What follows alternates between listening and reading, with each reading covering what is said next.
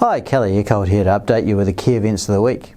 So the big highlight this week was last weekend's announcement from the US Supreme Court that Donald Trump's reciprocal tariffs had been invalidated. That's a pretty decent win for New Zealand exporters. Firstly, because there's a chance that they can get a refund for the tariffs that they might have already paid, and there's court action outstanding on that.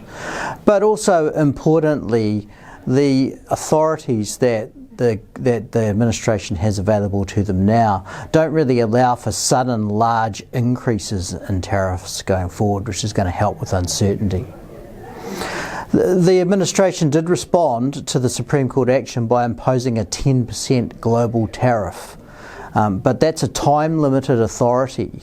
And looking forward, I think that exporters have a decent prospect for optimism, because the sorts of authorities that the administration can use for enduring tariffs really rely on there being national security or unfair trade practices concerns.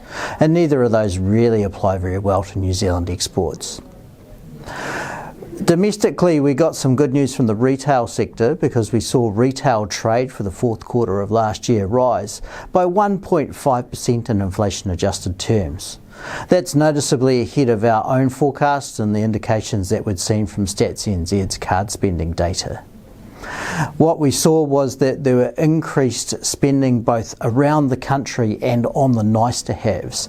So that's telling us that lower interest rates are leading to improved spending attitudes as we've gone on through last year. We also saw stronger business confidence in the month of February, and also reasonably robust pricing indications from that survey. On the latter, the Reserve Bank will be hoping that that goes back a little bit over the course of this year for their inflation forecast to be validated. I'll be back to update you again next week.